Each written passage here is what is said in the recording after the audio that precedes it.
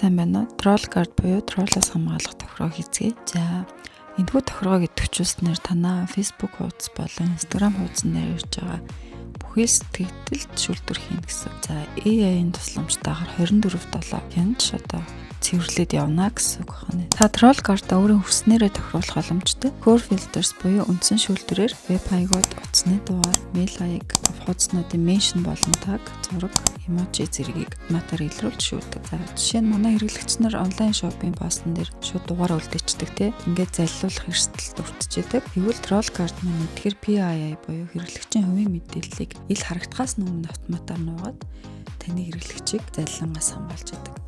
Тэгэхээр үндсэн шүүлтүр маань маш хэмнэлттэй бөгөөд хянсан нэг комент тутам ердөө нэг л токен зарцуулна. AI additional prompt буюу нэмэлт зааварчилгааны хэсэг. За энэ хэсэг дээрх үндсэн шүүлтүрээс гадна AI-да өөрийнхөө промпт өгч олно. За жишээ нь бүдүүлэг хараалтай комментуудыг устгаарай гэдэг юм уу. Эсвэл өрсөлдөгч брендийн нэр дурддагдсан байвал нуугаарай гэх мэтээр AI-да маш нарийн зааварчилгаа өгөх хэсэг байгаа. За AI маань комментийн утга санааг уншиж яг таны заавраар шүүлтүр хийж чадна. Комментийн утга санааг гүнзгий уншиж боловсруулалт хийдэг тул нэг коммент тутам 4 токен зарцуулдаг.